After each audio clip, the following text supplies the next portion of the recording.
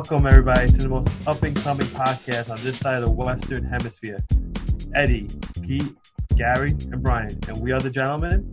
This is the podcast. Before we start, remember to like, subscribe, and listen to all our platforms: Instagram, Twitter, YouTube, wherever we are. Like and follow us.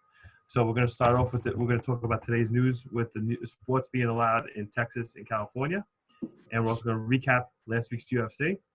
And we also have a special interview, of course, the Core 4 as well. So let's get things rolling, boys. Really quick, we're not going to talk too much about it. The UFC card, it was the third card in Jacksonville, Florida. I'm just going to say right off the bat, I'm not too crazy about whatever judges they had in Florida because there were some fugazi decisions. Horrible decisions.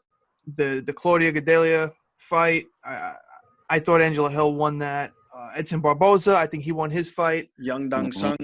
Yeah, it was a lot of questionable calls. Good fights nonetheless. The main event, we saw Walt Harris and Overeem go at it. Walt looked good for like the first minute, which I thought he would. And I thought if he was going to win that fight, he would have finished him earlier in the first, and he almost did. Overeem, I love the guy, but he can't take a shot. Somehow, by the grace of God, he weathered the storm. And he came back and he got the TKO. It wasn't pretty. It wasn't pretty by any means. And it was tough to watch. You know, you felt for Walt in this situation with everything going on. It was tough. It was tough watching Walt lose. I mean, he was on a roll. I think that head kick he threw really threw him off. And then Overeem just got on top and just gassed him out. It took energy away from him. And Overeem kept the pressure and got the finish. Yeah, he needs to work on his gas tank. But, well, at the end of the day, you know, Harris is a great striker. He has a lot of power, but he has a lot of things to work on in his game, his all-around game, you know. Overeem saw that as an opportunity, took him down. You know, Harris got a little overconfident, a little sloppy, tried to throw a flying kick, which is something he usually doesn't do, lost his balance, and then Overeem took him down and controlled the rest of the fight until he ended up, you know, TKOing him. But, you know, he's going to come back stronger. Hopefully he addresses his weak points and take it from there. Yeah, I think his downfall was more so getting a little too caught up with his emotions for this fight, though. yeah. Easily understandable. I mean, a lot going on. But Overeem's experience really is what won him that fight. Weathered the storm and stood the course, you know?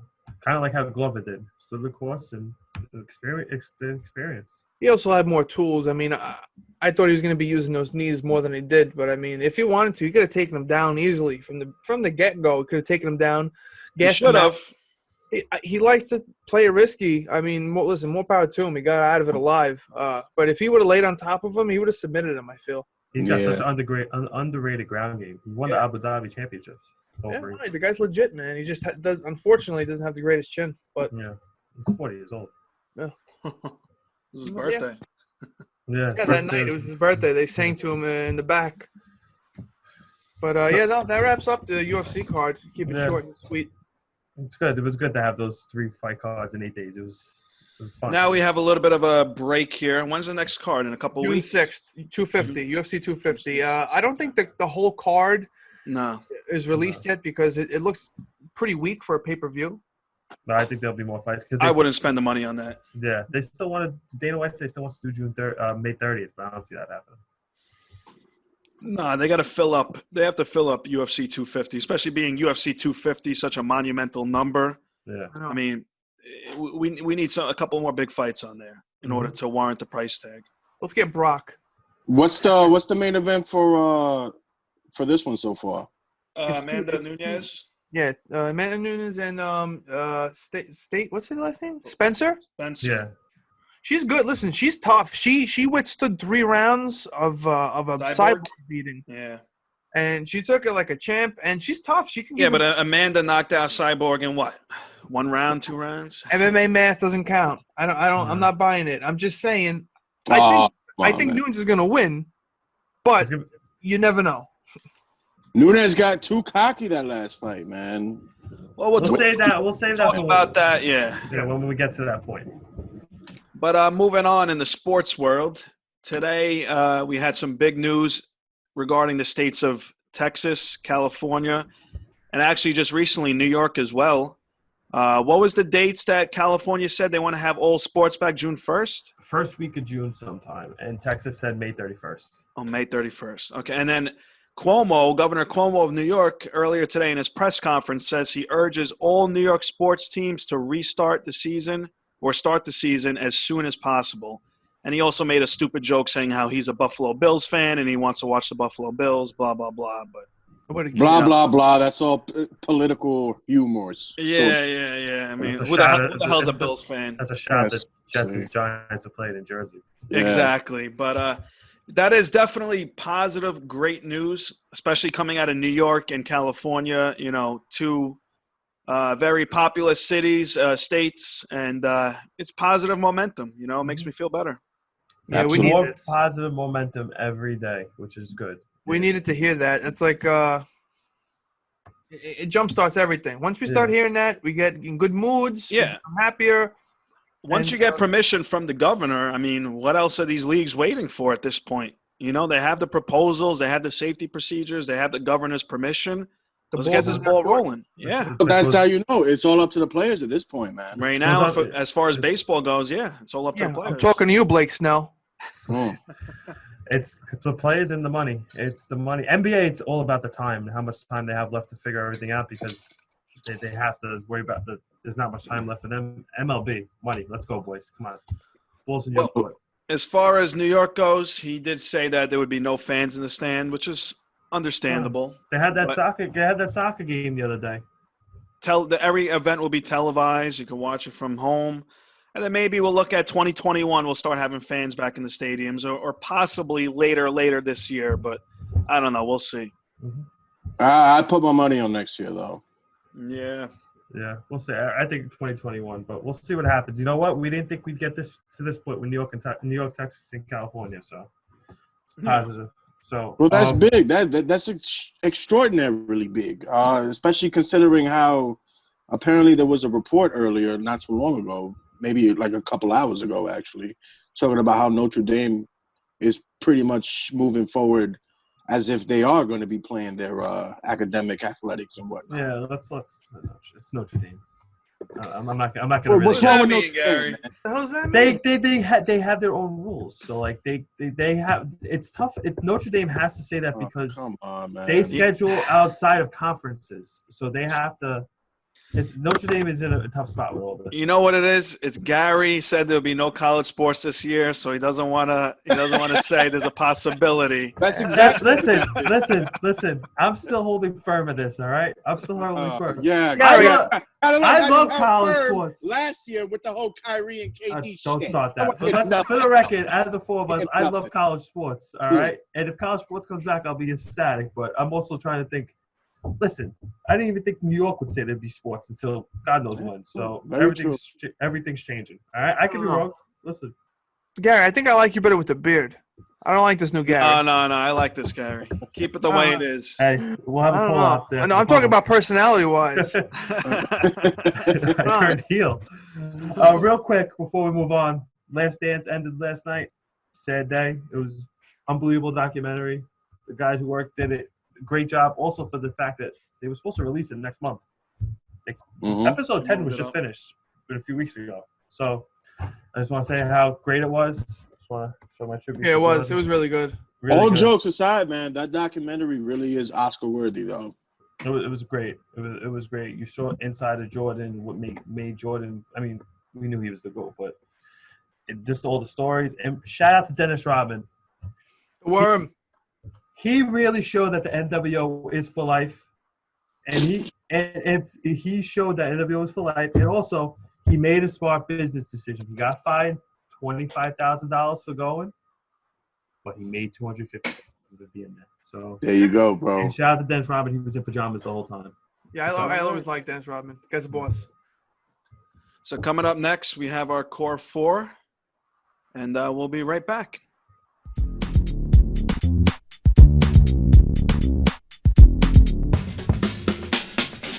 All right, welcome back, everybody. We have the core four now, but before we get into that, Eddie wants to shoot his shot once again. So go ahead, Eddie.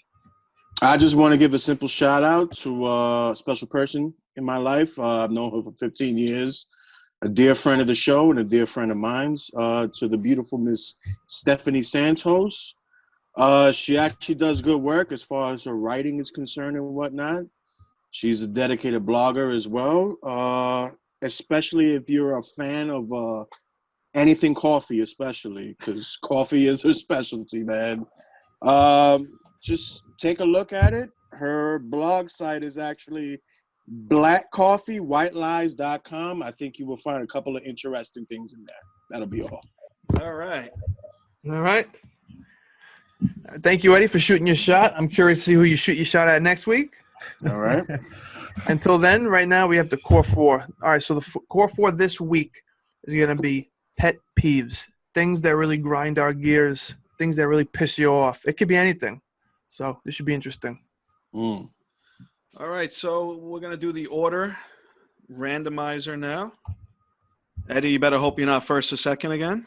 I'm guaranteeing I'll be first or second this time. Hey, listen, you finished back for Who the hell's El Eddie? Oh, come on, man. The 1 week I don't want to be first. I told you I'll be second. Oh, come on, man. All right, we got me first, El Eddie second, Gary third, and Big Meech last. All right. All right, at least it's not La Eddie this week. La Eddie, El Eddie. Los Eddies.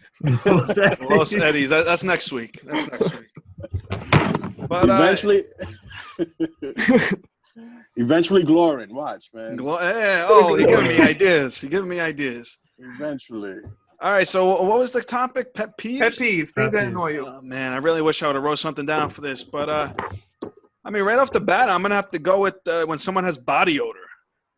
I mean, you standing next to somebody on the train, public transportation, at a Yankee game, pretty much anywhere, especially during the summer when it's hot, and they just smell like onions and peppers, bro. Come on. You ever hear of deodorant? Did you shower this morning?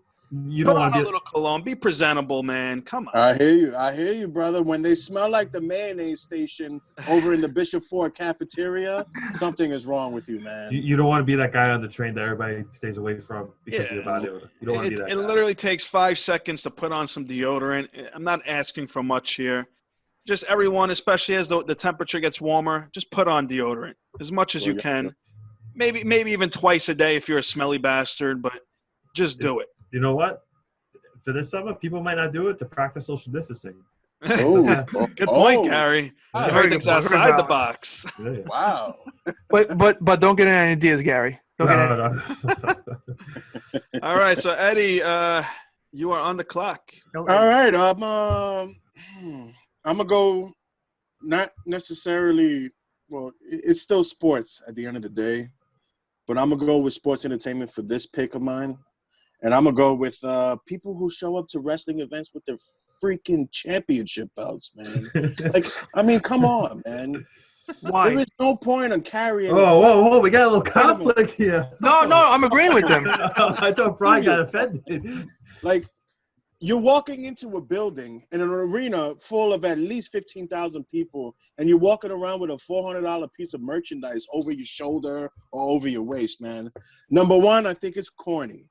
Most of all. Number two, I think it's just ridiculous, man, to even be carrying something that valuable. Yeah. Number three, it's just corny again, man. Maybe they got a match. Do you know if they don't? Maybe they have a match. The dark match afterwards. Maybe they have a match in the parking lot. They got to defend their belt. Yeah, I'm sure they do, man. I'm sure they do. A parking lot brawl, man. Yeah, old school status. That was a good choice, Eddie. That was a good choice. Gary? Gary?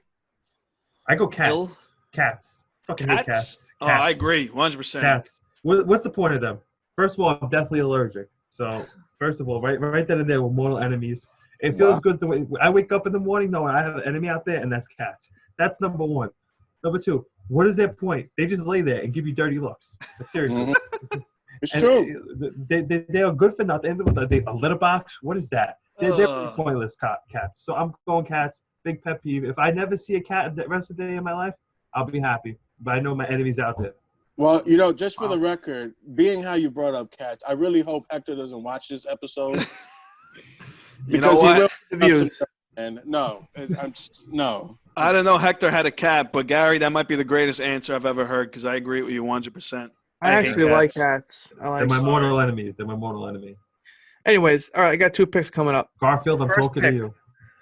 This is my number 1 pet peeve. I don't know why, but I cannot stand when the neck hole on a shirt stretches and it gets really loose and big. I like a nice, crisp, tight neck hole on a shirt. It just looks better. It looks proper. Sometimes I even judge the neck hole on a shirt before I buy it. If it's loose, I'm not buying it. I'll tell you right there. That's it. I'm not doing it. It's a good judge of character also. I hate it. If you have if you're walking around like this, it looks stupid. It does. It does. Yeah, big neck holes on shirts. That's number 1. Number 2. That is. Number 2, and we've all recently experienced this, is that one huge, very much anticipated fight that gets canceled Oh, Khabib and Ferguson. on a card. Like, how many times did that fight get canceled? How many times did other fights get canceled? You're looking forward to it. It's getting closer and closer. And at the last second, someone gets hurt. Fucking COVID-19. Anything happens. Or for the sake of me being as a kid, Backlash 2000 when Vince McMahon comes out for the main event and says subject card to change, man. Like, yo, that completely messed me up, man. Like, but I understand. Touche. So those are my first 2 right there. All right, I'm up. So that means Gary's back on the clock.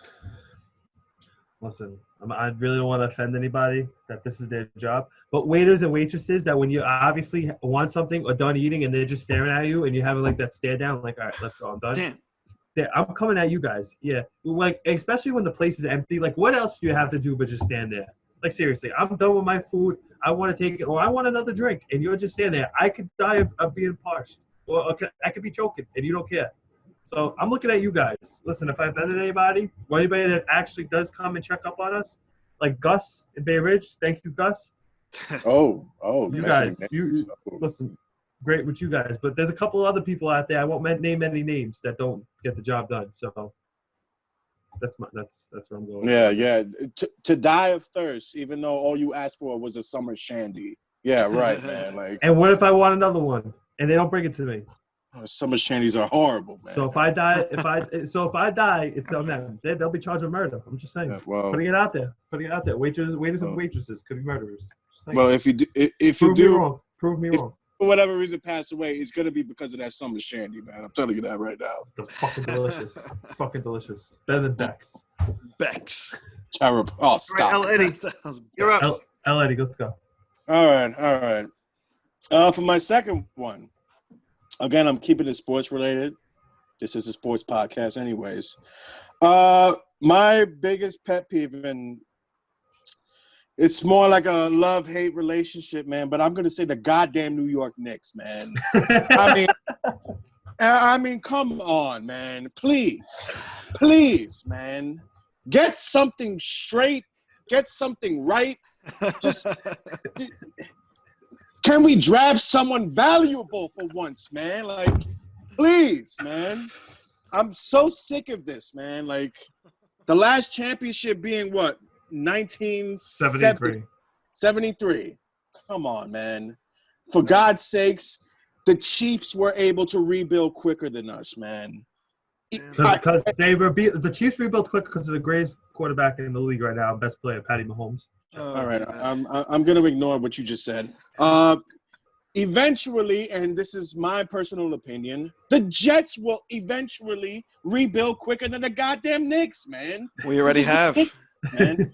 No, you haven't. I hate the Jets. They have a franchise player.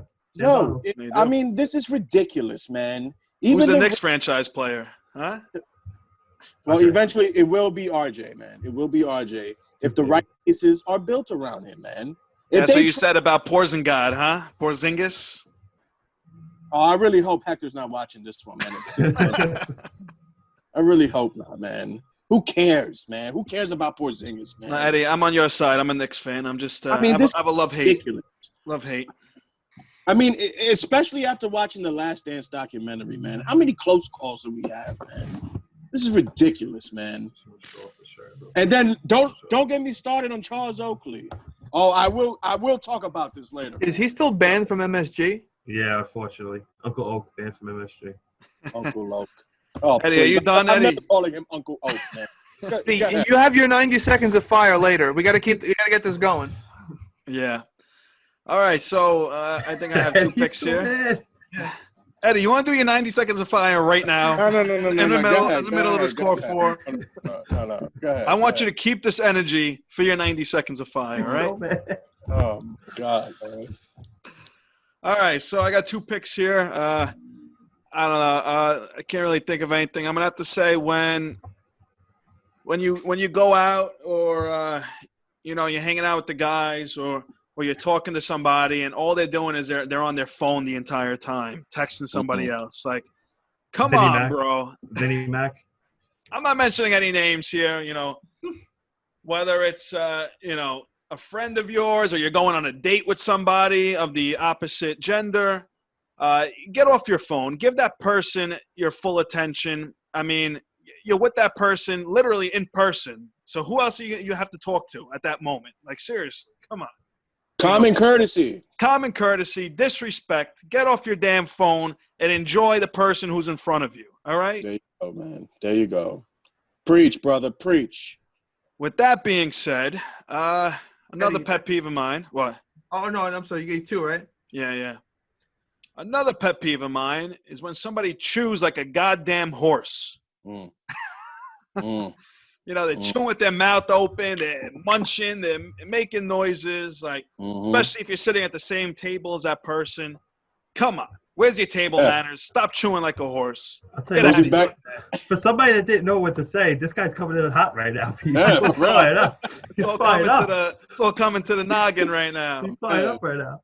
Obviously, he's reminiscing about the days at Vegas Diner real quick, man. Like, listen. Oh my God, man. All these things on my list, I can't experience them right now because of quarantine. But when things go back to normal, then I'll get annoyed by them again. But those are my three picks. I think Eddie. Who's next? Eddie? Yeah. L. Eddie over here with another pick. Again, I'm going to stick to the whole sports theme with this. And I'm going to just go ahead and shoot, man. Shoot your shot. The whole term of the fucking Dallas Cowboys being America's team is just ridiculous, man. Let's be honest. All right? I agree. If the term America's team should be anyone in the NFL right now, it should be the New England Patriots. And hell no. No. Let's be honest, man. I'm being honest. It makes sense, though. I agree with him. How does that make sense? The team, the name, the logo, the color. Patriots are one of the most hated teams in the entire league. Why would they be America's team? Because their name is the Patriots, man. It doesn't matter. Get any more simpler than that, man. You talk to teams from the AFC and the NFC, they all hate the Patriots. Only a couple. Everybody hates the Cowboys. Wait. To back Eddie up, they hate the Patriots, but they respect them. They hate the Cowboys, and they really don't respect the Cowboys. The Cowboys haven't won. I don't respect the Patriots. They're cheaters. So you're saying you respect the Cowboys more than the Patriots? I mean, the Cowboys, they don't really do anything to warrant my respect. I mean, when's the last time they were good? Well, touche, which is why I'm getting at their case for being America's team. Shout out to Rocky, by the way. Yeah, I'm talking about you, man. Like, I'm tired of this debate already, man. Them boys. Boys with not even a Z, just a lowercase s at that one, man. Little boys. I'm sick of it, man. But anyway, Brian? No, Gary. I'm going with when you're at the store and you're ordering something and you're behind somebody and they're taking out the exact fucking change. And it's not like it's 3/4. It's like 87 cents. And they got to bring out all of them. And there's a big line behind them. And they're still picking through the coins. And they're starting to sort things out. First of all, why do you have that many coins? All right. Quarters, I understand. Why you got dimes, pennies, nickels? Let's be real here. All right. It's 2020. You know what? In COVID, that might be on the nickels and dimes too. So let's be real here. But why? You're delaying everybody else's process. Come on. It's $17. You can give a 20. I hear you, man. be honest here. I hear you, bro. Shout out to the 7-Eleven across the street from you, by the way, man. Yeah. That's where a lot of the situations happen. I know, man. Especially all the nights of fucking buying those mini Heineken kegs over there, man. Jesus, man. Those are great. Good time. So for my last two picks, number 3, I'm gonna have to say when you canoe a cigar. Oh wow. It's sometimes it's nothing you could even control. You got a nice cigar, you're ready to go, and all of a sudden the top half gets done, the bottom half doesn't, and it throws off the whole vibe. The whole session is ruined, in my opinion. Yeah. Now, my last pick, this is something that's very emotional for me. Like snow? Besides me, a couple of you guys will agree, is when someone calls wrestling fake.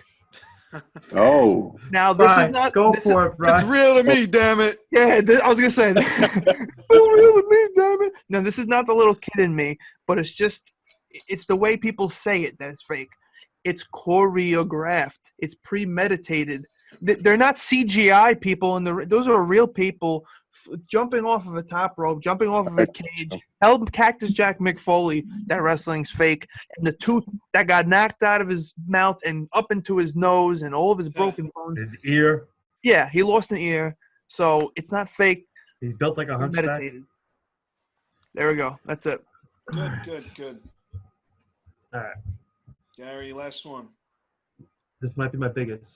People that say sports is like don't like sports. Not that they don't like sports, you just feel like it's not essential to anything. Like they feel like sports is like on the background. First of all, let me tell you something. I know people that don't like sports, but they'll sit there if everybody's watching it and watch it, and it's at least show enjoyment. Those people that just poo-poo sports, that's a character flaw, in my opinion. Especially if you're a guy and you don't even want to watch any kind of sport or any kind of MMA or any kind of competition. Like, come on. Are you even a guy at that point?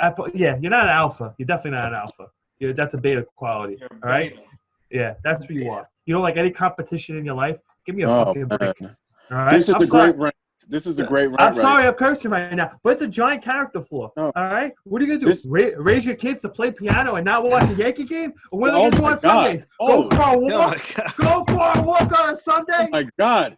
This is Jim Cornette-esque right now, man. Like, so fun. I read that where's article. Right. Because there was an article. Some guy is saying that there's no sports going on right now is actually a positive and showing that that this is a positive, that when sports comes back, we don't need it. I need sports, damn it.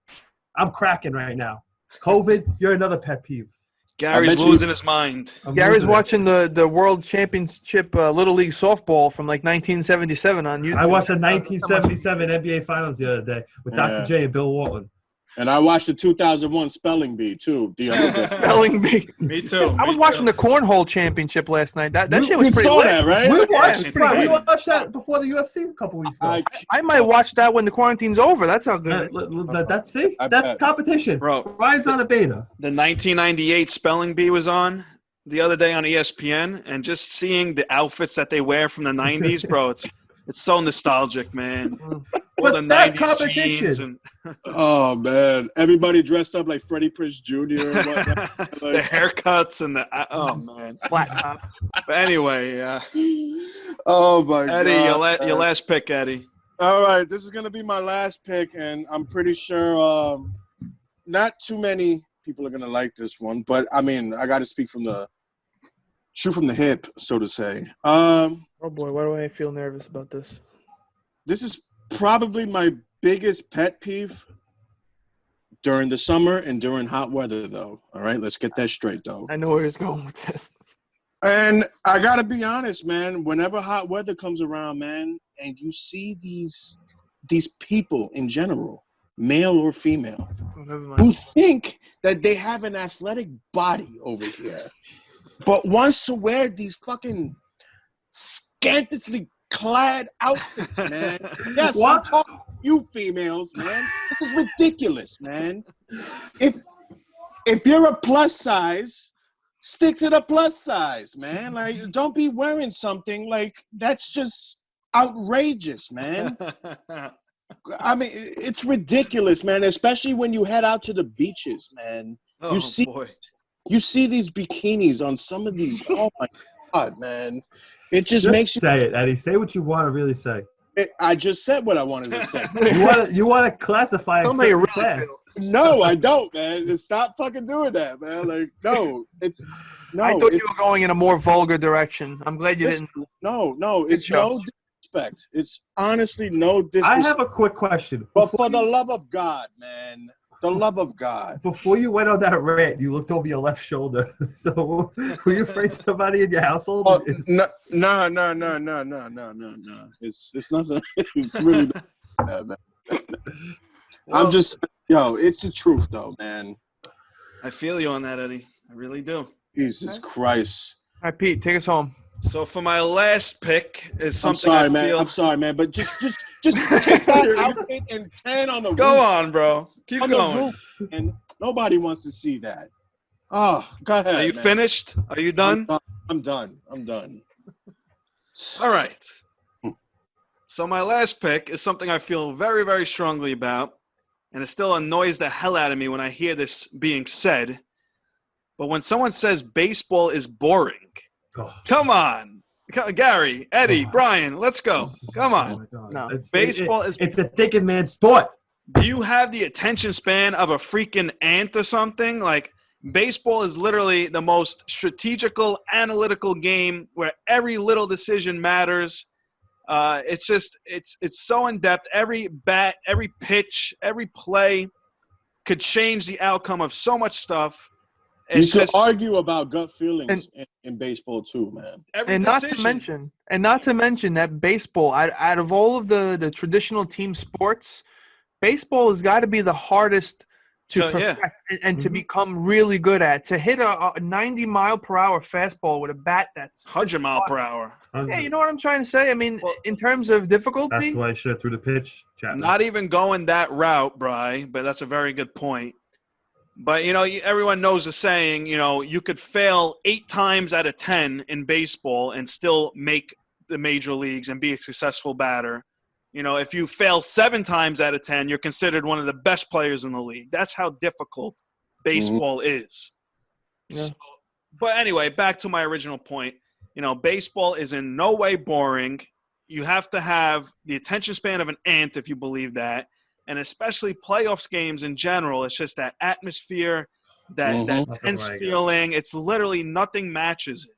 I mean, Unless you're in Tampa Bay. Man. And I'll also say this. For the people who do feel that way and say that baseball's boring, I guarantee you they've never played it before. And if they did play it, they probably really, really bad. Or they only tried it once and they sucked. They never gave it another try. But they probably have never played it before. So they don't understand what it means for the game. Well, everything that goes into it. Listen, it doesn't matter either way. I mean, even to people, I know people who've never played baseball and they love watching it and love following it.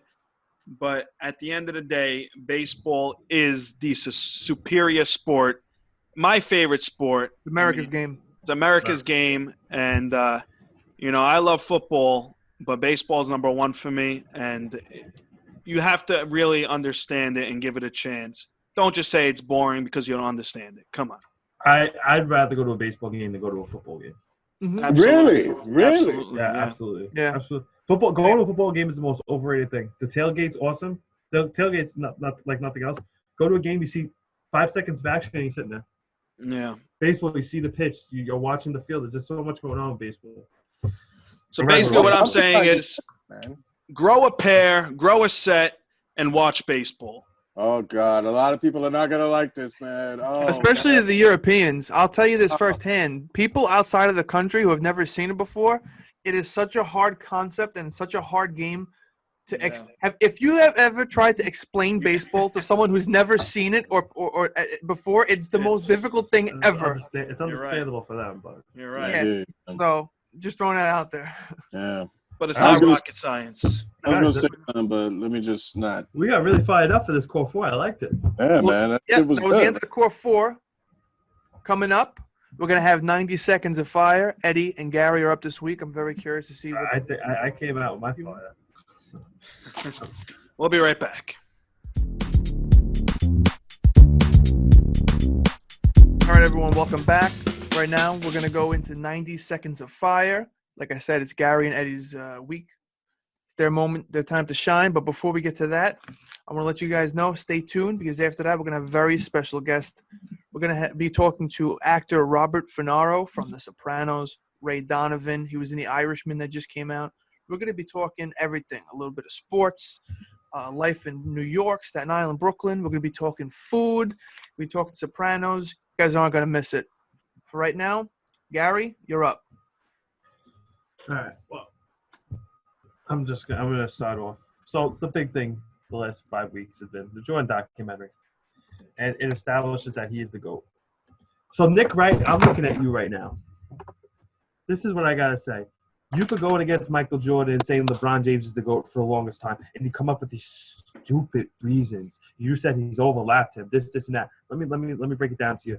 Michael Jordan never quit on his team mid-playoff series, never had the best team, and then lost like he did against the Dallas Mavericks. All right? LeBron James, listen, I think he's the second best player ever, but he's no Michael Jordan. All right, Nick Wright, you keep trying to ruin Jordan's legacy to boost up LeBron. You say you don't, but you do. All right, and for once, I got to side with Skip Bayless because you're an idiot. I don't roll like that. But I'm just gonna say this: there was nobody more clutch than Michael Jordan. There was not more fierce competitor. LeBron wishes he had the fierce competitiveness that Michael Jordan had, and you just keep saying like it's an orphan. Oh, LeBron James is the best player ever. He's not. He's not. He didn't go 6 for 6 in NBA Finals. Michael Jordan never went to a Game 7. He only went to a Game 7 twice in his career when he started winning championships. Twice. 3 times total. And LeBron went first round 2 years ago against the Indiana Pacers. Give me a break. I'm done. I don't want to talk about this anymore. I'm done. All right. My 90 seconds is done. Wow. Also, Just in time. do people really think that in years from now there's going to be a 10-part docuseries about LeBron James? Yeah.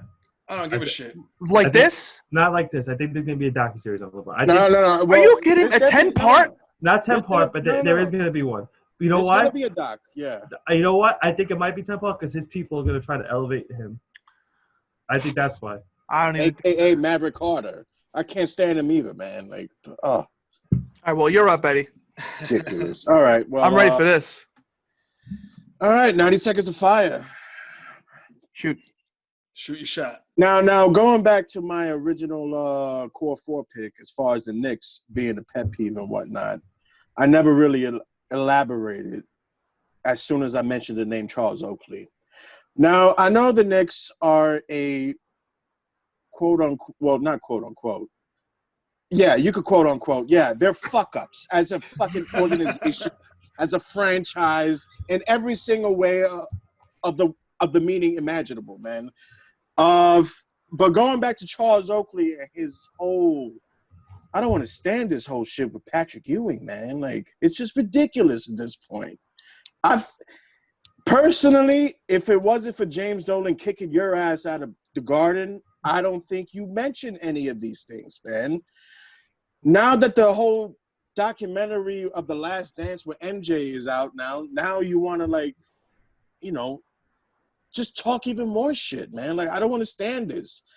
People don't care what you think at this point, man. They just don't. I'm sorry, man. It's just, you got traded for Bill Wennington. Get over it, man. Get over it. All right. That's 90 seconds. Oh, come on, man. What do you have against Bill Wennington? Whoa, watch your mouth about Bill Wennington. Don't talk about Big Bill. Bill Wennington. He feels mad about it. Now he's never going to be irrelevant being connected to the name MJ because of all the success. He is Michael Jordan's right hand man. Don't talk about Big Bill like that. Don't bring Bill Wennington to your business. Big Bill. Nobody. Get out of here, man. It's ridiculous, man. Oh, my God.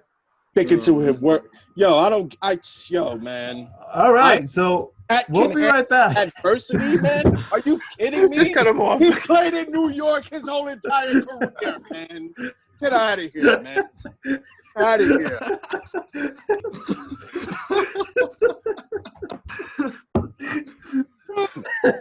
Eddie. Ridiculous, man.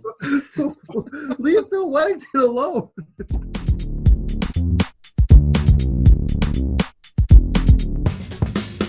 There we go. Oh, there you go. How are you? My COVID hair. Trust me, we're all dealing with it. You know? Hey, man, I'm giving haircuts if you want one. Are you? So how's everything? First, I want to thank you for giving us your time. I hope you're doing well. I hope you're safe. I seem to be like up in the clouds here. Maybe I should. You know, That's all right. I don't know, get a lower seat now. There you worry. go. Oh, That's here it is. good. There it is, right there. There you I'm go. right That's here. the angle. There's the So, angle. so we're primarily a sports-based podcast. We talk about all kinds of sports. So the first thing I want to ask you before we get into all my favorite topics, Sopranos, this, that, and the third, are you into any sports either now or when you were a kid? Did you play? How's that? I'm just lifting up the. It's perfect. You're good. Lifting up with books. We got Don't you the worry. double-edged sword. Oh, there you The go. That's Horseman. perfect. Perfect. Horseman. Money and, shot. what we have the samurai films. Nice. Okay, so anyway, yeah, I mean, I do like sports. Mhm. I enjoy the sport of horse racing. Okay. All right. You know, I Everything mean, that I goes along also, I mean, yeah, I guess I'm not really a big sports fan, but I do enjoy basketball, and my mother loves baseball, so I mean, she got me into baseball. So now I'm watching the reruns of all the Mets and the Yankees games. And, Perfect. it's kind of like a lot of stuff, you know. Yeah, and it's a lot. frustrating too. Those Houston fucking Astros, man. Oh, don't man. Get us started. Don't get us started. Yeah, We're all no, Yankee no. fans. Yeah, Me don't too, get us man. I'm a started. Yankee fan too. I get pissed off when I see them.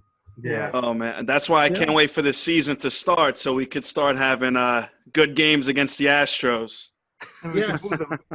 Yes. There could be a lot of A lot of bad blood. It won't be the fans to kind of I know. harass It's gonna them. lose that part of it. We love to harass here. Oh yeah, Yeah. we love Throw it. things and everything, get thrown out. You know. Oh, yeah. That almost happened to me a couple times. Well, you know, speaking of sports, I mean, I don't know if you want me to speak, but I worked at the Garden, Madison Square Garden, Oh, really? prior to working as an actor, becoming a professional actor, for a good 3 years as an event manager. Really? We were event supervisors. So those guys with the suits on, when you're at the Garden, they kind of like direct the security, the come in, the egress, the ingress. So I got to see some great, not only sporting events, some great concerts, but in terms of the sporting events, Michael Jordan. I left there prior to the Rangers winning the Stanley Cup a year before. The Rangers 94, right? I just missed that. So I was out in 93. Yeah. But I mean, I had a lot of great times, like watching Jordan, the Knicks, the John Starks. Missed that shot in Houston, but I wasn't in Houston. But it was frustrating to see him miss that. We win the championship. Pat Riley, Pat Riley. I mean, being around Pat Riley. That must have been something being around Pat. Yeah, I mean, the thing is about basketball, they were always kind of not like the hockey guys. The hockey guys are like regular guys, and you just talk to them. More blue collar, would you say? They're doing their sticks, huh? More blue collar is what you would say. Yeah, I would say that. Yeah, Eddie. They're more blue collar, and they were more approachable. Although I'm not a big hockey fan, but the basketball was a little tricky. But I got to be around it and see all the great players, Patrick Ewing and all the frustrations. Oh yeah. So no social distancing by that group of people that are the chosen ones. They would congregate at the gates and just not leave. They just stay at the gates there. Anyway, did you happen to catch The Last Dance? Huh? Did you happen to catch The Last Dance, the new documentary that just happened on TV? I haven't seen it yet. It wasn't on Netflix or. I think it may be on Netflix in the future because in the introduction it says it's a Netflix and ESPN production, but it was absolutely incredible. Yeah, everyone's really talking about it.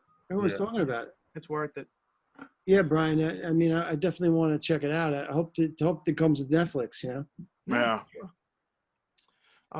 So that's my little sport thing, and your guys got a sport thing going too here, huh? Yeah, absolutely. We Right do. on, Hey, let me ask you something, Rob. Sure, Pete. I'm a Staten Island guy, like yourself. All right, where are you? Where are you from? Right now, I'm in Tottenville, but I'm actually probably in the next month or so, I'm moving to Midland Beach, which is the next town over from New Dorp.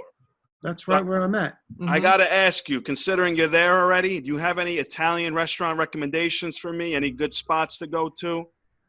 You know, anything that comes off the top of your head? My kitchen. Yeah. Oh, there you go. We're going to talk about that. I see your Instagram all the time, and all I do is get hungry from looking at it. You know, I mean, in terms of, you could have me over for Sunday dinner one day. I mean, yeah, if that's sure. what you're saying. All you guys come over. We'll have a nice sauce, gravy. You know, There you go. when things calm down. I mean, you know, I just not a big. Well, okay, Pizza Giove is great. Okay. Pizza Giove on New York Lane. I know the owner, Alphonse, and he makes a nice. It's not like a regular slice. You know, you go and sit down, and you know, and he has a pancetta slice with the ricotta and a little arugula. It's really. He went to Italy to learn the craft of being a pizzaiola, and he came back. I don't know what the story is with the pizzeria now. I know some of the places on New York Lane are open. I haven't checked them lately. And then there's John's Deli, which is fantastic. Yeah, of course. Everyone knows John's Deli. John's Deli, New York Lane. A bit pricey, Rob, excuse me, is Totally worth it. But it's worth it. It's worth it. You know, it's definitely worth it. So John's in there. In terms of sit-down Italian, you know, I really couldn't tell you. I mean, except for the Giove. I mean, my place is in Brooklyn at, you know, I like Bay Ridge. You know, Gino's in Bay Ridge. I like Gino's in Bay Ridge. You're originally from Brooklyn, right? What part of Brooklyn are you from? I'm originally from Coney Island. Okay. And then we moved to Bensonhurst. Oh, yeah. That's where Brian, and Gary from Bensonhurst, born and raised there. Yeah. Right on. Bensonhurst, all the great places. 18th Avenue. Yeah. L&B. I mean, you know, come on. It's just such a big difference in terms of the restaurants, you know. Yeah. But there's some good ones on the other side of the island. Here, it's not, well, you know, the Chinese place, Jack Mao, is great. In Midland Beach, Jack Mao just reopened. They're doing delivery.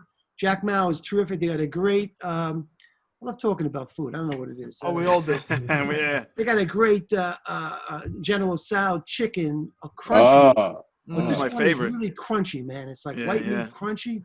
Oh, that's good. It's got to be crunchy and not soggy, man. Yeah, soggy is bad. Man. I don't like that soggy stuff. That's why the thing is, when you take it out and they put it in that plastic thing, ruins the whole sow. The sow gets soured. You know? The condensation inside of it, yeah.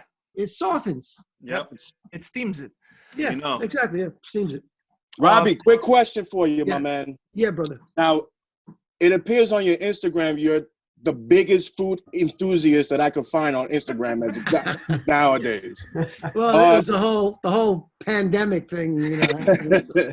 It seems like Italian comfort food is like your specialty as far as that's concerned. I gotta ask you though, man, do you prefer the chicken marsala or chicken francese? That's a good question. I think the one with the wine is it the marsala? Marsala. Yeah. I think the marsala than the mushrooms. francese. Because I made that mistake when I was at a restaurant and I said, "Damn, I wanted the marsala, not the francese." I always get confused with the two. Yeah. It's a common mistake. Gino's makes a good one in Brooklyn. They make a good marsala. You know.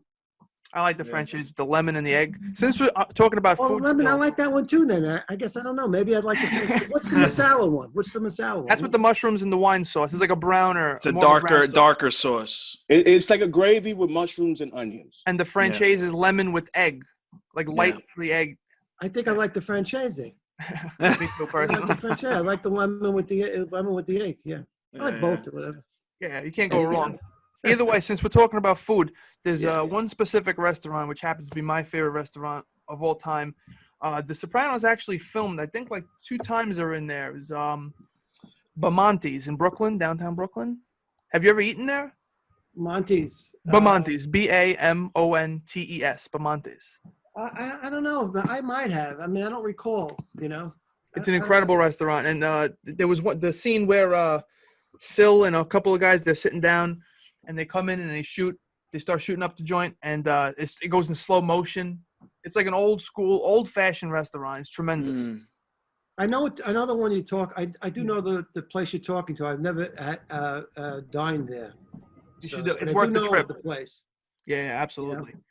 So, Well, yeah, go Pete. yeah, while we're on the topic of The Sopranos, I know, obviously most people know you from your big break with The Sopranos as Eugene. And I want to talk a little bit about how that role came together. From what I understand, you had worked with James Gandolfini on a play several years ago. And then a short time after that, he actually came looking for you in Manhattan, right, to play the role in The Sopranos? Yeah, that's what happened. Exactly. That's what happened. How awesome is that? It's a great. Well, that just goes to show you what a great person he was. Yeah. In terms of trying to help his friends. Although I really wasn't in contact with him, he had 2 years under the belt, and Sopranos just skyrocketed. Mm-hmm. I did see him because I worked at Caroline. I was working at Caroline's, but prior to Caroline's, the Garden. It's funny. I'll just tell you the trajectory at the Garden, and I can be honest. I left the Garden because my brother-in-law was like the big boss, like one of the events manager.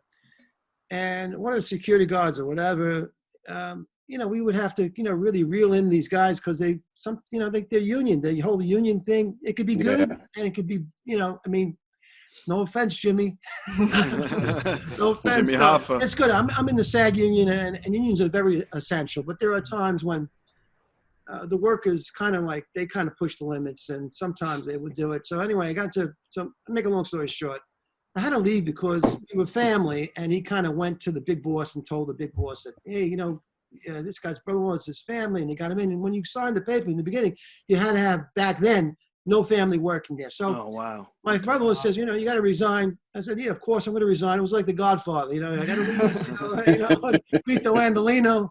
So the reason why I put down I was leaving is because I was going to pursue my acting career, which wasn't true. I had a family. I had a kid. Right now, I was just worried about just making money, putting food on the table. And I was making very good money at Madison Square Garden. They paid us really well. But that ended.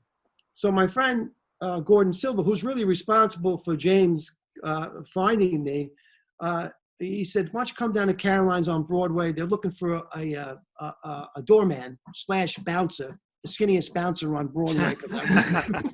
Back then I was really skinny, Now it's a whole different story.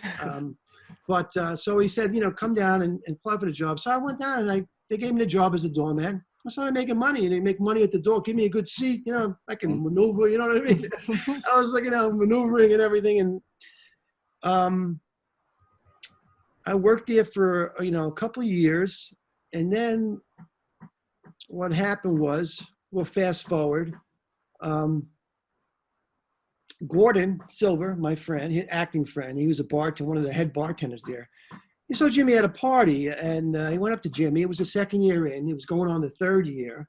It was the second year had been completed. He said, hey, I know a friend of yours, and if I was you, I would give him a part on The Sopranos. That's what he said. He's like, Gordon's like crazy. Yeah. So Jimmy said, oh, yeah, who do you know? He said, Bobby Funaro. Bobby Funaro? Yeah, what's he doing? Oh, he's working at Caroline's on Broadway. He's bouncing. He's a manager. I was a manager then, so I worked my way up to manager. And he said, oh, really? Okay. So Gordon told me that he saw him. I said, that's great. And I had seen Jimmy prior to this at a bar called, I think, Rudy's, or one of the bars in Hell's Kitchen, because we would go out after drinks. Caroline's is in the theater district. Yeah, I saw him, and we said hello to each other because we did a stint in Europe. I'm kind of like backtracking, fast forwarding, going crazy. We did a Streetcar Named Desire prior to all this happening, 6 or 7 years before this. Wow. Okay. And he played Stanley. I played Stanley Kowalski, and he played Mitch. And we toured Scandinavia, Sweden, Finland, and Norway. Amazing. Wow. 3 months we played, and we had a great, sometimes we played in bar halls, sometimes we played in Sweden, we played in great theaters. And Jimmy was a consummate, he always struggled to get it right. In the beginning, he would be frustrated, and I would do good, and he wouldn't do good. We were very competitive because Mitch and Stanley have this connection. And there was one night that he got it so right. He was just like off the hook. I mean, you could see. And when I saw some of the pictures on the road that I had taken, I said, well, this Jimmy, he's definitely, I know this guy's a star. I just knew it. In my heart, I said, He's something awesome. about He's Jimmy. awesome. So, all right. So my friend Gordon goes to a party, says that to him, and then Jimmy in the fall of September comes, I go to work and I'm just getting set up I was living in the area, Hell's Kitchen, with a woman.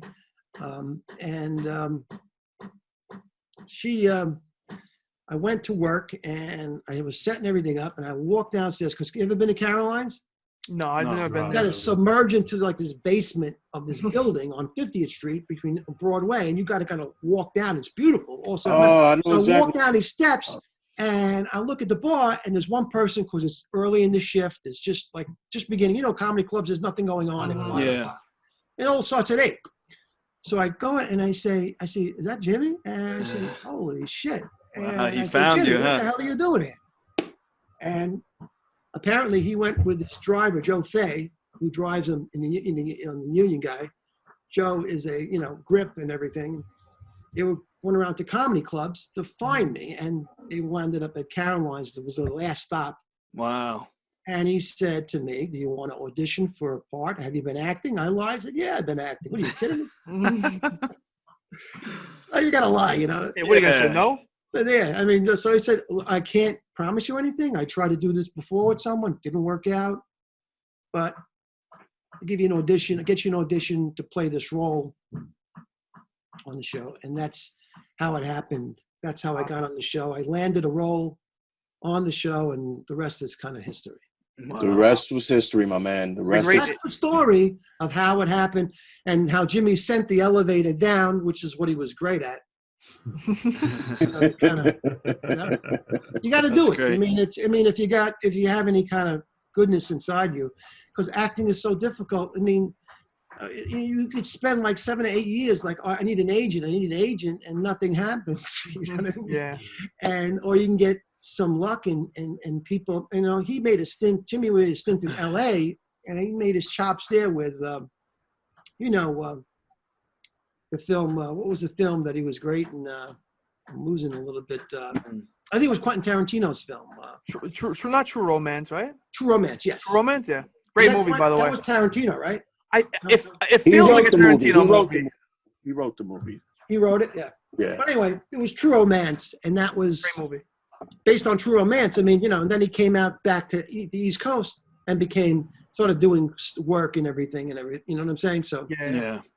So that was my trajectory into Sounds comedy. like James is a very loyal person, always Good friend. supporting his friends. Good friend. It's a funny thing, Pete. It's I guess when I've never been to that level, but I would assume that when you are definitely at that level, there's a lot of hangers on. There's a lot of people that you really you don't know what they want, but you know that the people that you knew prior to that success are your true friends, you know what I mean? That don't, and Jimmy was good at that. He always kept me close because he knew that I was genuine. Yeah. You know what I mean? That I had no ulterior motives. And if I ever needed help, he would always help me, which he did. He bailed me out a few times. Anyway, that's the kind of man he was. He's a great man, Wow. That's awesome, Bobby. That really is awesome. Yeah, man. Speaking of The Sopranos, so it hands down the greatest TV show of all time. I don't care what anyone says. I agree. So I listen to a lot of different podcasts and I watch different things from actors from the show. And I've noticed some people say that they really haven't even watched the show since it aired. And some people say they haven't watched it at all. Are you someone who was watching it when it was airing? Have you rewatched it and revisited some things from it? I've watched the whole entire show. I really wasn't, at the time of Sopranos, I couldn't even afford HBO, so I didn't have it. So, but I did, I did follow, I was following it, and I was very happy for Jimmy, but I really wasn't an avid follower of it, and because of that fact of survival and everything, you know what I mean? So I had a child, a kid, and it was kind of tough, back then. And being, working the door, you try. And my ex-wife, she was from Norway, so she was limited in the sense of, and with my son, I mean, because he was born there, he came here, and prior to that, I was working at the American Place Theater, and then I got the job at the Garden, which was great, and then I lost it. So, it was a lot of time that I couldn't. But then when I got onto the season, of course, I watched and I've watched all the episodes. And I had that great book that's out also about the Sopranos. That book that explains all the episodes. I have it. Yeah, it's a good book, Absolutely. So like, I'm like a complete nutcase with the show, and I'm sure a lot of people are. A lot of people have their theories, and I know David Chase has never gone on record to say what happened in the ending. Have you heard any of the theories about your brother being that man in the members only jacket in the last scene is the one who killed Tony? I think,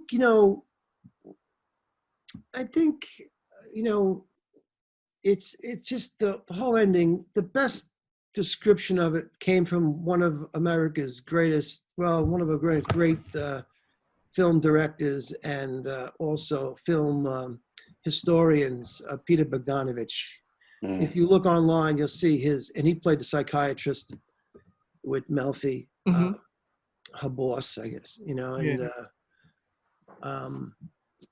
he explains it the best. The whole scene, I mean, first of all, people want closure. Of course. But I think his explanation of it, that there truly really isn't closure in life, that it always continues into another generation. Somehow it trickles and leaks down, like Cosa Nostra is going to leak into the future generations also in different ways. So it was metaphorical in that sense. People wanted to see something happen, but the members only guy was that, and it was Peter describes it as that it's always going to be around, and the Boy Scouts and the greatness of the onion rings, that's always going to be around.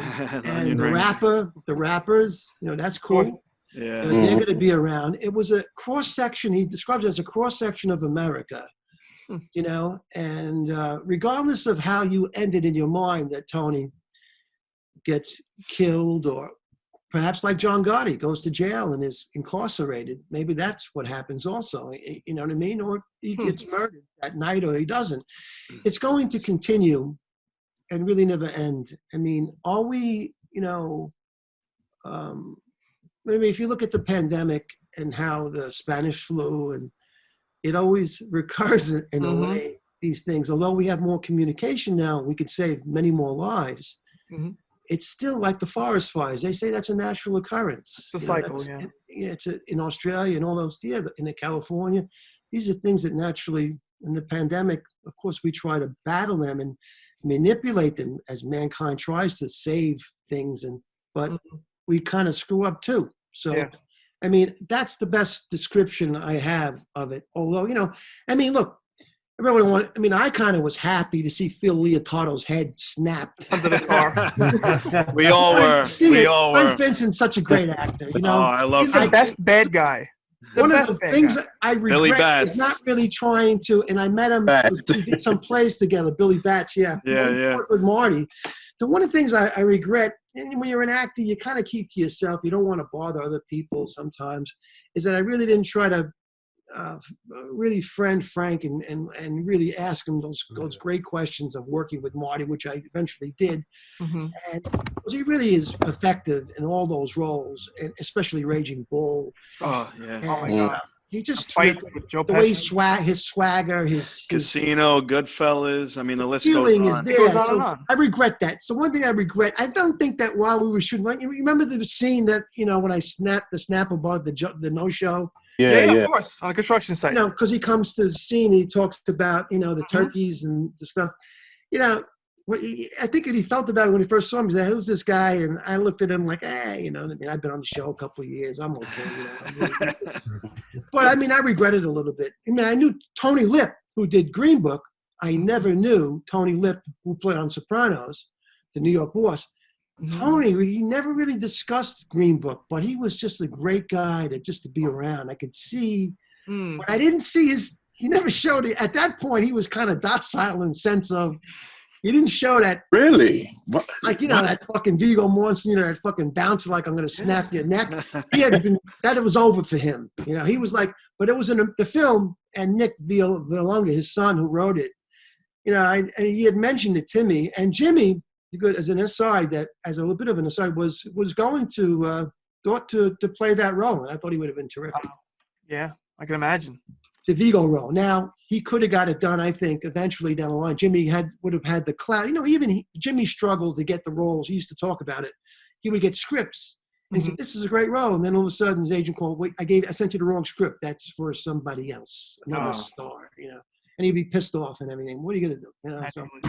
But he really broke out of the wise guy thing. He did a lot of different roles, Oh, yeah. Very diverse set of. I hope I answered the question there a little bit. Yeah. I just want to listen. This is just conversational. No questions. Don't feel pressured to answer anything. We're just talking. And I want to throw. We're all from Brooklyn over here, man. So don't worry. Forget about it. There's a bunch of Brooklyn boys. I just wanted to throw in there. I think I read this online somewhere that since this lockdown, the quarantine, and everything, The Sopranos is, I think, the number one binged watched and most watched show since everything's happened. Yeah, I heard it. I heard it's that. Not far-fetched. I definitely believe it. I believe it. I like a lot of people, like a lot of my nieces and nephews saying, I'm catching up on you, Uncle Robbie. Boy, you badass. I said, just wait. But yeah, it's a good thing. I think it's a great thing, to binge certain shows, and now you can watch them. I mean, I've been watching that Last Kingdom. I've been doing that one. I like that one. That's really good. They had the part when, I don't want to give it away, but when some of the bad guys, the Vikings are brutal, man. They just they had the reaction shots on their faces while, the guy's being bludgeoned, the bad guy's being bludgeoned, and the reactions and I could feel it. The barbaric thing, but in a way, it's like Sopranos. You felt like when certain people got killed or whatever, you were happy, you felt emotion. Yeah, very similar. It's similar, like in Vikings and mobsters. Yeah, I mean, it travels through time. This whole thing of what we have inside us. It's primitive. There are some, look at Hitler and all that stuff. I mean, it's crazy. Just like you said, some things never change.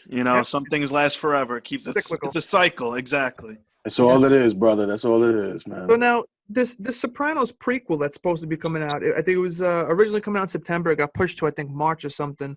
So it's going to focus on a young Tony, I believe. Is it pushed to March? Yeah. That's what I had read, unfortunately, yeah.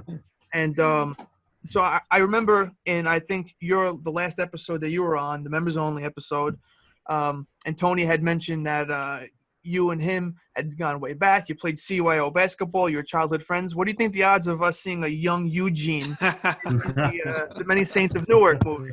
I don't think it's impossible. I mean, when it first came out, my manager, he passed away. Rest in peace. Today's his birthday. Eric Faber, will give him a shout out. He really helped me. Not with getting that role, but of course, with things. He had sent me a script. He sent me a sides to audition for the Many Saints. And I said to him, Eric, I mean, I was on the show for 3 years. How am I going to, I'm playing another character. And this is the main character. Yeah. How are they going to say, no, don't worry about it. Just do it, okay? Don't worry. Okay, I'll do it. But that was on Friday he sent it. I said, okay, but I knew that I was not going. So I didn't even really, I kind of worked on the lines, but worked on the part, not lines. You work on parts. You don't work on lines. The lines are not important. It's you are as a person that's important. Mm-hmm. People buy into you, not character. So that's just a little like an acting thing. But so I worked on it. I mean, but I knew in my heart I wasn't. And then on Monday, he said, "Oh, it was for Tuesday. Oh, they canceled the audition." I said, "Yeah, okay. See you later." Yeah. I knew it wasn't going to happen. No. But I mean, it's definitely, it could be a possibility. CYO basketball that we, young Eugene could be in there. Hope they portray me as not what Michael said, the mutt, I mean, what they said about me when I couldn't believe it, but listen, I'm not the writer, but I got a good episode. I was happy with that episode, and it won an Emmy. And people remembered me by that. Yeah. Because people remember you in acting by what you do, or what they can relate to, by a feeling, like a song, Yeah. And they can relate to the guy trying to get out, and the poor guy couldn't get out, and Family man. he killed himself. You know. Yeah. Yeah. Muddling. Yeah, exactly. But, I mean, Saints of Newark. I hope it's good. I'm looking Sometimes forward. the thing is when they delay things, it kind of means that they got to fix things up. Oh, okay. Well, I don't know if it was COVID related, right? I mean, production. think it is. Oh yeah, there could be two. Yeah. Yeah, no. Yeah. From what I understand, it is COVID related. So we'll see Okay. what happens. Either way, I'm excited. So Yeah, no, hopefully that means there's no everyone is. issues with the script or anything like that. And I'm sure that they're not doing it for Netflix because, like Netflix on Irishman, they took a real big hit, but that's what they chose. They chose to do Really? that. You know. Well, Well, yeah, Okay. because they went limited run, Yeah. and they had all the players for everybody, and they had a Blockbuster. New York Times review, which was fabulous, and they decided to limit it, get the nominations, which didn't pan out. But we don't really do it for award. I mean, Marty doesn't do it for award. He's an historian, filmmaker, but I think that Netflix they definitely would have made their money back and made a profit if they just went theatrical. Because I know the first weekend, worldwide, it would have been like they made gazillion. They want to see Bobby. I agree with you, Bobby. I agree with you. They wanted to, Eddie. Yeah. Unbelievable, man. They were willing to stay, and they probably knew it because they got people that, look, I worked for certain networks now. They have everything down to a science of money and finances.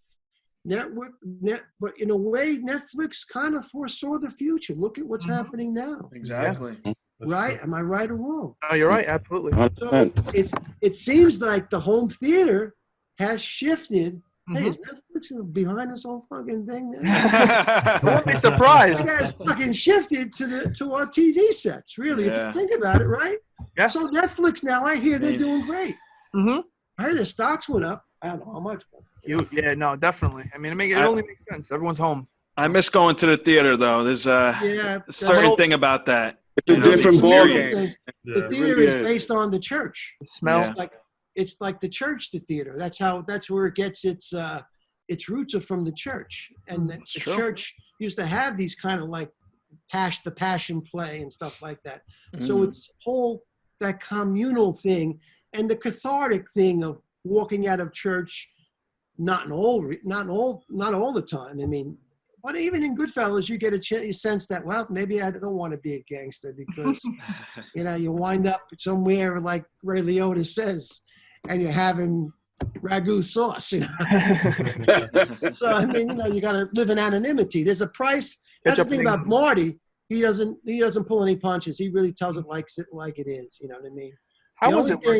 So good. No, I'm sorry. I'm talking too much here. So No. This is why There's no we have sense you. talking too much on this. Don't worry about it. This is why we wanted you on here. Go. Continue. I'm sorry. Go ahead, Brian. No, I was going to ask. You mentioned Scorsese. How was it work with him? Because, I mean, to me, he's like He's a legend. the godfather, no pun intended, the godfather of movies, mob movies. I mean, the guy's incredible. How was that? He was it's just, I did it on vinyl, worked on vinyl with him. It's, That's right. Oh man, I'm so sick that it got canceled, man. Everybody is, Eddie. A lot of people are. Man. Anyway, he's just a wonderful guy to be around, and it's the way that he just can relax you by just he's not pressuring you to. He leaves you alone, and he eventually makes you do what you want. A lot of films are written, in the improvs. You know what I mean? You get a character, and that's more important than the lines. We discussed the lines. So my particular take in The Irishman, although it was the writer's, initial words, there was some stuff that I added into, my what I felt my character would say, and Marty kind of took that last take.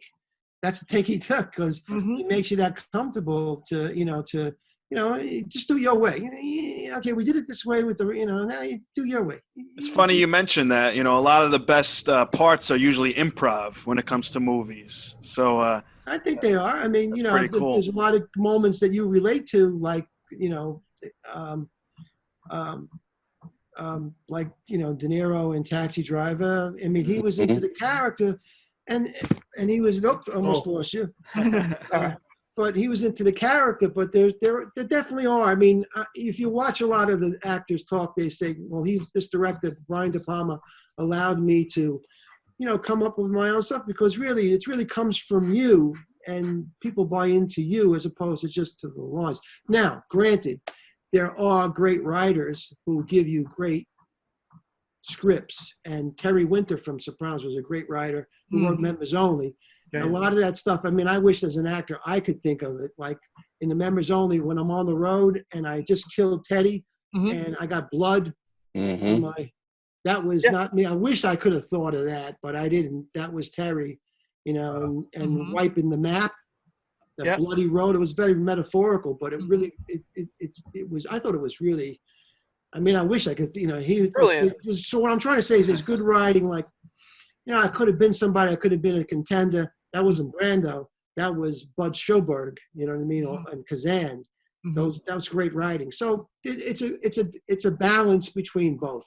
Sometimes the script's not as strong as the actor. Sometimes the script is, and they all meld together. Last thing. I'm sorry. Go ahead. Go. My fault. So Bobby, going back to the whole working with certain filmmakers, as you said with Marty Scorcese before. You also worked in another classic, American Gangster, as Detective McCann. How was it working with Ridley Scott for that film? He's very much like Marty. He leaves you alone, and he definitely leaves you alone. And he was a pleasure to work with also. Although I will tell you one little short story. I think the second day on, the first day I was called in, I landed the role. I was so happy. My father passed away. It was like his little gift to me that I landed that role. And Eric landed me that role. He got me the casting. So I was told that I was going to play opposite Josh Brolin. I was happy. And I got called in to, unexpectedly, come in, Ridley wants you to come in and be with Josh in this scene. That was that when you get called like that, that the director is like, he wants you there. It's like, it's great. It's like a red letter day, So then I think it was the following day we had some scheduled stuff.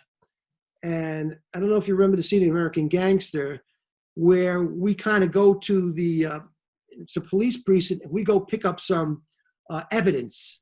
And I think the evidence is either drugs or money, or so it's evidence for the DA or whatever.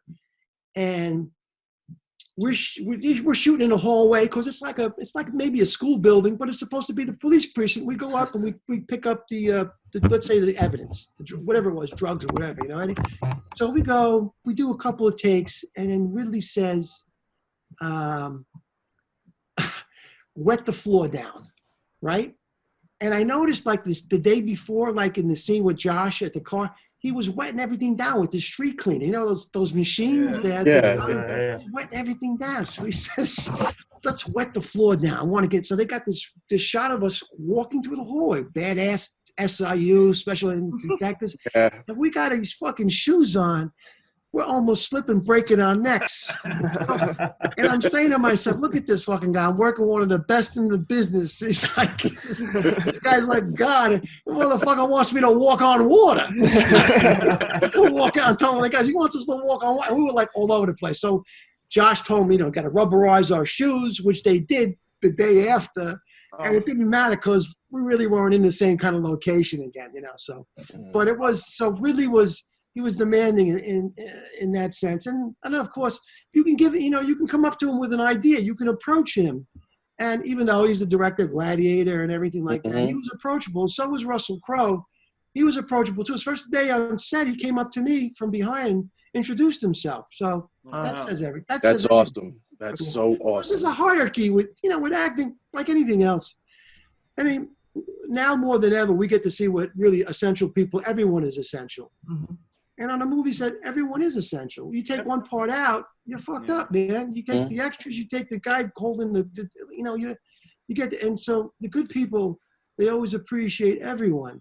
And that's the way that Ridley Scott, set was. I mean, I wish, more work from him, but, look, I don't know what he's doing. He's doing Alien. Who knows? I don't know. Hey, man. What a director. You've been blessed to work with these with these filmmakers, though, man. Yeah, thank you.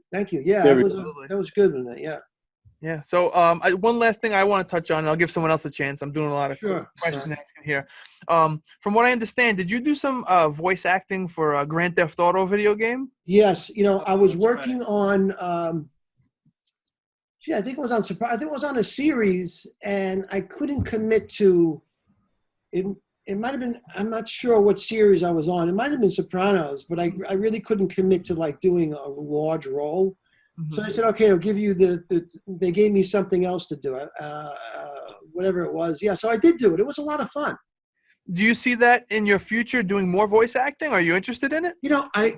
I would love to do it, but the whole industry, it's kind of changed. I mean, from what I understand, I used to go out like for my commercial agent for those video games, but now that's kind of shifted. And it's not shifted towards voiceover actors. I don't know. It just shifted the whole thing. The whole commercial industry has shifted. Wow. And like, whereas we used to go out on a lot of those other like voiceover game auditions, we don't go out as much as I used to. And I think that the game makers are using certain people. I don't know how they've done it, but they've and they're using their own people too. They've found a way to, because of the internet, they've found a way to get around the unions. Wow. Oh, let's see what you're saying now. You know what I'm saying? There's been a shift in that whole thing, but I would have loved to do more of them. Of course, my kids. I mean, I heard that 1917 was from based on that video game because the filmmaker Sam Mendes' son. Like not Lara Croft, but another one, a first player person game. Okay. I forgot it. You follow the character throughout the whole thing. Yeah. What was it called? That Texas one that with the Red Dead Redemption. Red Dead Redemption. Yeah. He was watching his kid do this, this Red Dead, and he said, "Wow, what if I was to do a film in 1917? It's like that. You follow the characters." Like Red Dead Redemption. Of course, there are certain cuts you can't get around. Yeah. But you follow the characters in real time, and there are obstacles and things they have to overcome. And that's how he got his concept for that. That's pretty film. cool. Yeah, most of that movie was shot in like one take, right? Huh? Most of that movie was shot in like one take or something like that. It was very unique. A continuance, like you follow the guy Red Dead Redemption. They wanted to continue it, so exactly, like we had that feeling of and you know what?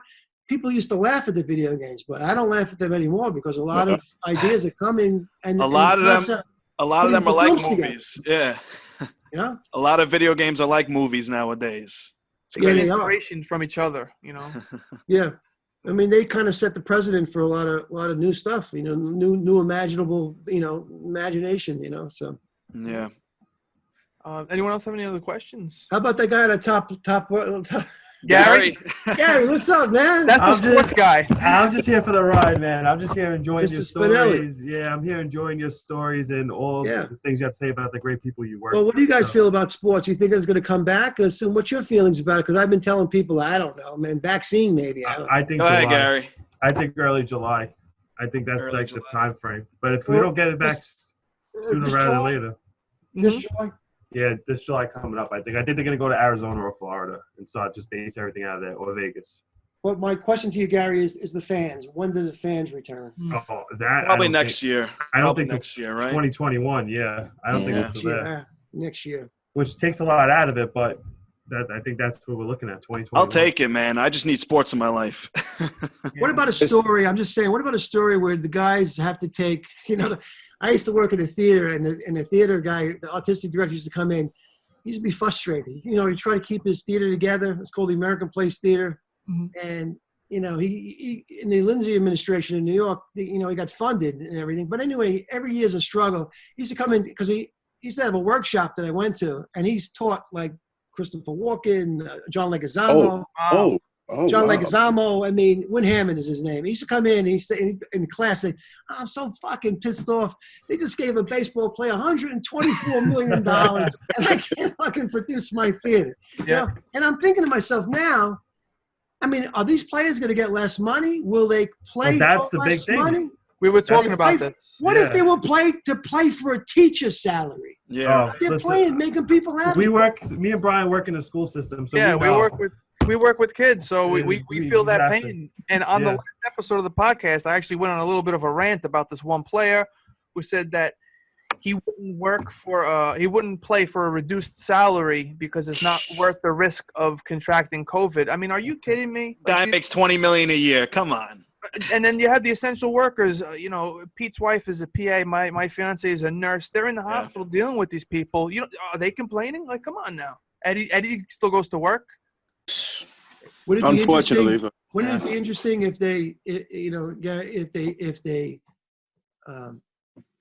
they did have to take a pay cut, but because let's face it, man, how did it all start? These guys got together, For the love of the and game. it wasn't all this money bullshit Yeah. happening. It was the love, and people were happy, and they were given entertainment like actors do it for free. They're subsidized, and it just to me at least it would show like a humility.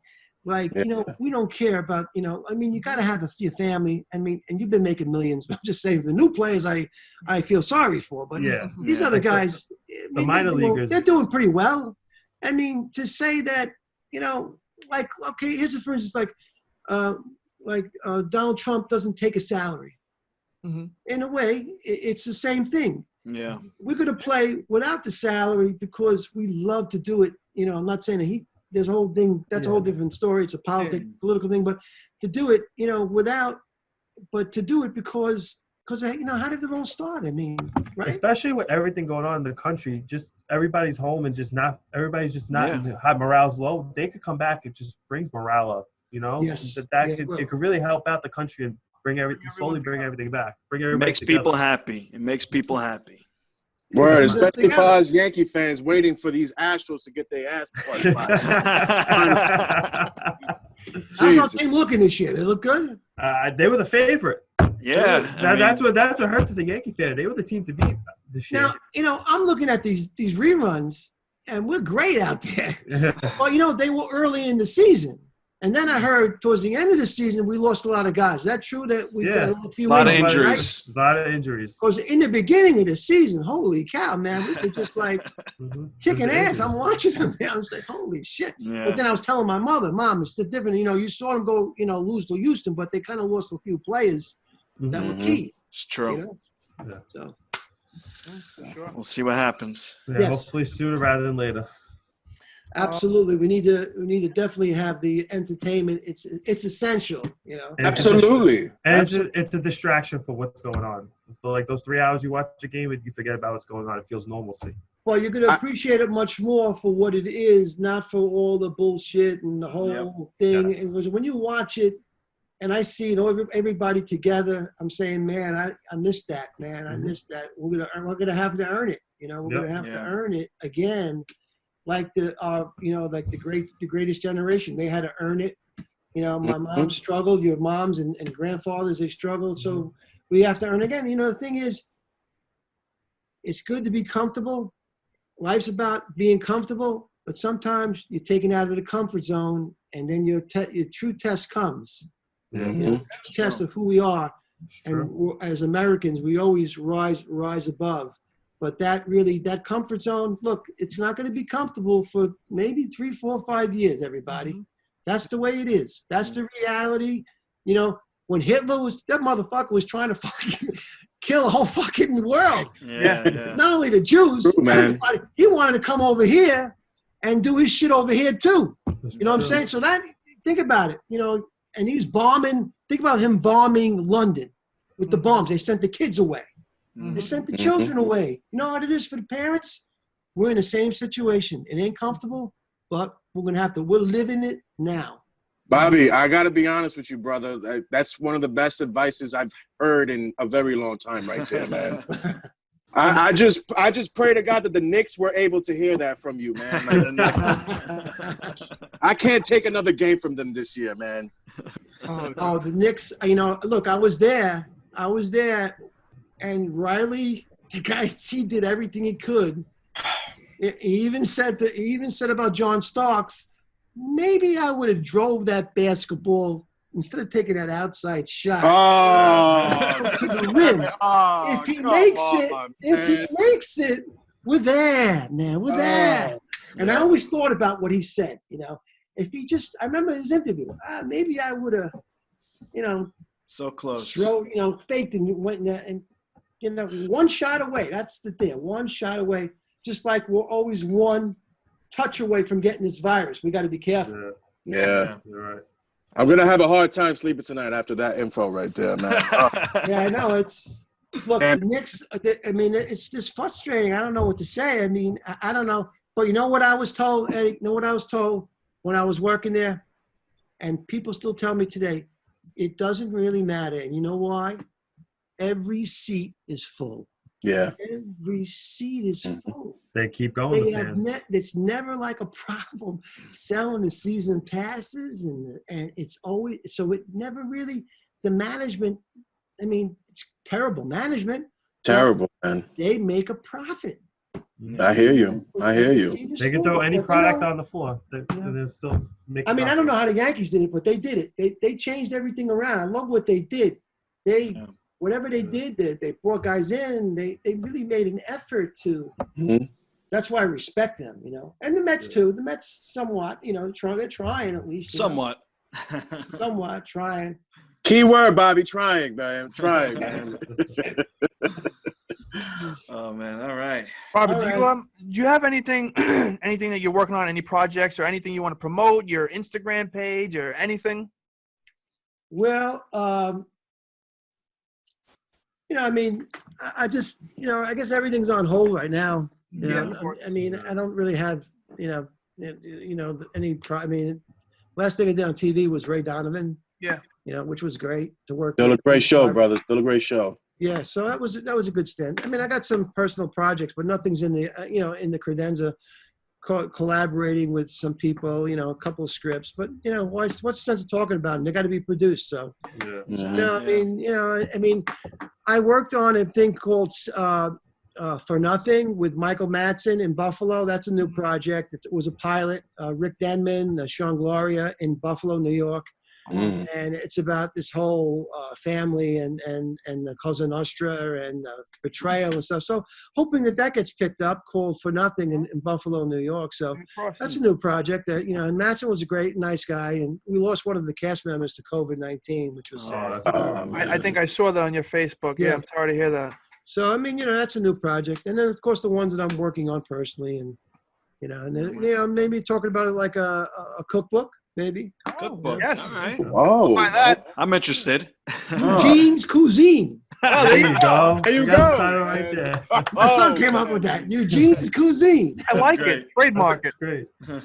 Anyway, so that's what I'm doing. Thank you. All right, so I guess we'll say stay tuned then. Yeah, man. Let's keep going. Let's bring back the.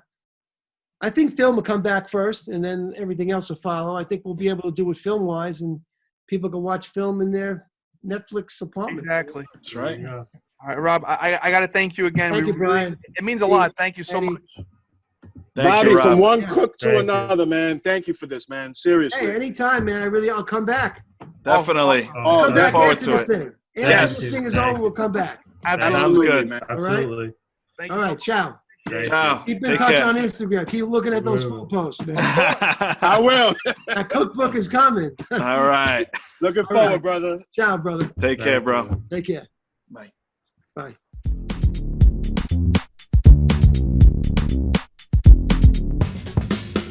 All right, guys. Thanks for tuning in. We really appreciate all your support. We had a fun episode. Good time this week. Make sure you tune in next time. Always follow us on Twitter, Instagram, subscribe on YouTube. And as always, we are the gentlemen. And this is the podcast. And this is podcast. Nobody called him Big Bill Wennington, man. Nobody, man. Let's get that straightened out. Eddie, we gotta cut it, bro. Come on, man. Uncle Oak, good for you. Uncle Oak. All right, cut, man. Cut.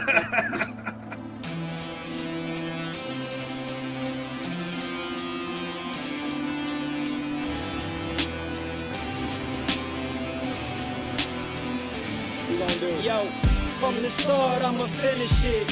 Yo, and from the start I'ma finish it, cause I'm a running man on a mission. From the start I'ma finish it. From the start I'ma finish it. Yo, and from the start I'ma finish it, cause I'm a running man on a mission. From the start I'ma